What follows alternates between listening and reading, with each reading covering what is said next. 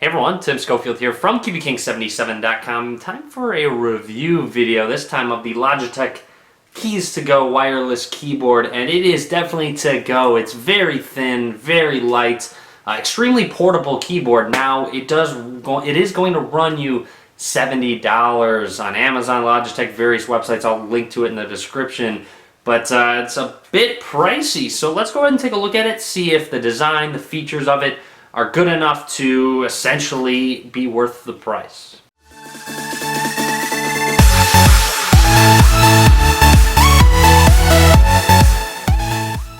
Alright, so here it is, the Logitech Keys to Go keyboard. This is the Android and Windows specific variant. They have an iOS variant as well with specific keys for iPads, iPhones, etc. Now, out of the box, it comes with the keyboard, obviously. You have a nifty stand right here, and then you have a charging cable and charging adapter as well. Now, let's go ahead and take a look at the design of the keyboard. Overall, it's a very standard QWERTY keyboard. You have a number row. You have arrows even, which is a nice little added touch. It's a very compact and small keyboard.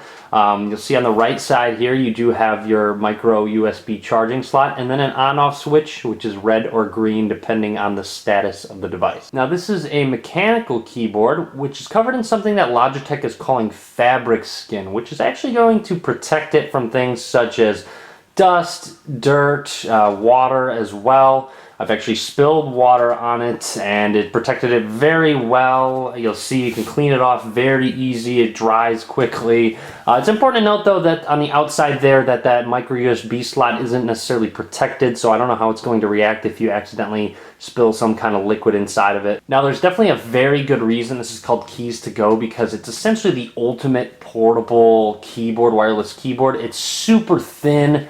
It's insanely thin, and it's crazy light, just kind of like a thick piece of paper, like a piece of cardboard or something. It's insane how light it is, super portable, super thin.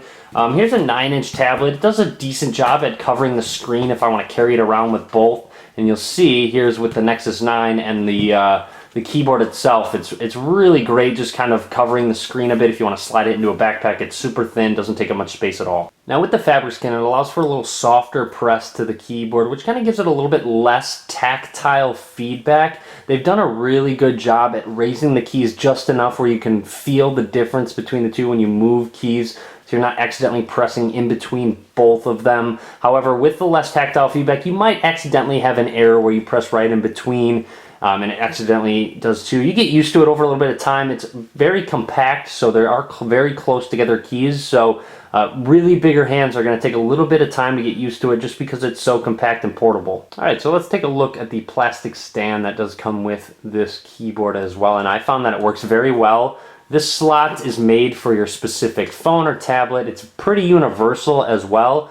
I've used bigger phablet phones, smaller phones. The phones you can essentially put in vertically or horizontally. However, with tablets, I definitely recommend using it horizontally. I've used up to a 10-inch tablet, and it's worked. However, anything over a 10-inch tablet might get a little top heavy, so when you're using it and you press, it might actually cause the weight and the tablet to tip back. So with it connected, here's a Nexus 9 tablet, and you're just sliding it in. What I'm talking about is when you're using it, it works just fine with the Nexus 9. Like I said, the Nexus 10 can get a little top. If you press enough, it's going to push over, obviously, but you can press pretty firmly on your Nexus 9 and you're using it just fine, and the stand works very well. And of course, you don't need to be connected to the stand to use the keyboard. You can be completely separate from the device, and the keyboard works just fine. Have it in your lap, on the table, anything like that. Now, I got a lot of requests to type very quickly and show off what it's like, and honestly, it's very responsive. I also haven't had any issues with me pressing keys that I know I pressed and not showing up on the keyboard. Very responsive, very reactive to my presses. It took a little bit of time to get used to the more compact size compared to a normal keyboard, but after a couple days of typing emails, articles, etc., I really got used to it, and I've had no issues lately with it at all, and I do really like pressing the softer keys. I do really like the soft feel to the keys. However, I wish it was a little more tactile with the feedback. However, I prefer the thin design over a little bit more tactile feedback. Okay, just wanted to talk about some of the specific buttons and functionality of the keyboard just in general. Now you'll notice there's a Windows button right here, which is fine for Android tablets as well. Don't worry, a Windows button acts as a Windows button on Windows PCs, etc. And you have a search button right here. And now those are two different ones. On Android, the Windows button acts as a global search.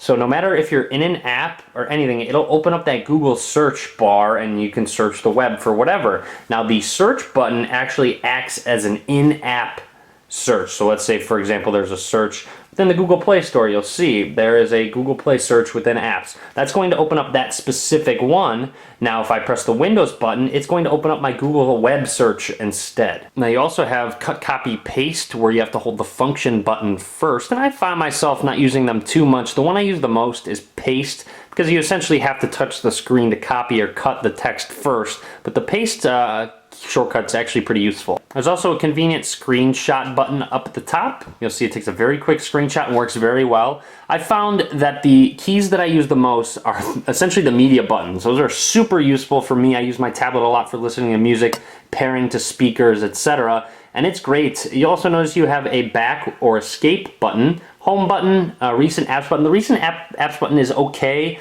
The thing I don't like about it is on Android, if you press the recent apps button, it's going to go to whatever app you stop pressing. If you press in a certain order, see I stopped pressing and it opened up the settings. It didn't just open it, which is a little bit of a pain. I believe that's Android specific though, so no matter what keyboard you have, so I can't really blame the keyboard for that, but that's just kind of what happens. You can use the arrow keys to navigate around, so you'll see works great. Press enter if you want to select a specific option, and then up at the top here you have a menu button as well, so you'll see it opens up that specific menu if you're in an app.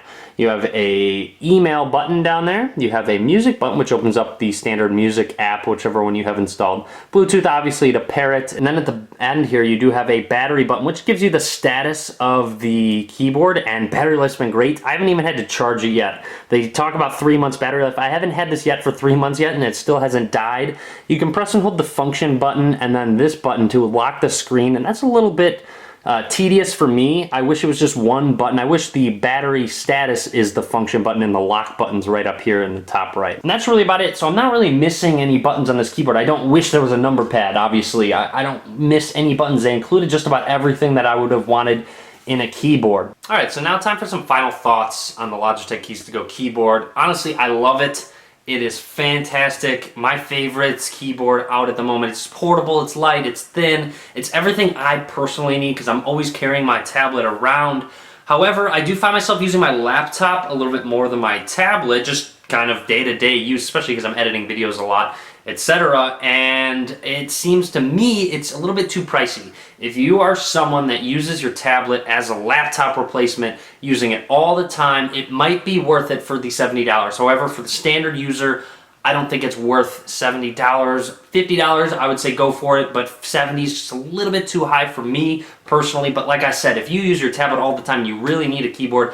I don't really type that fast on on-screen tablet keyboards. On phones, different story, but tablets, not so much. So it's really a personal thing. Like I said, high-end users of tablets, I'd say go for it, but mid to low users, I don't think you're going to be using it enough to be worth the $70. Anyways, thanks for watching, guys. I hope you enjoyed my video. Lots more reviews, tutorials, etc. to come, so click that subscribe button. I'd really appreciate it. You can follow me on Facebook, Twitter, Google+, as well. All links will be in the description of the video below. And as always, guys, thank you very much for watching. I really appreciate it.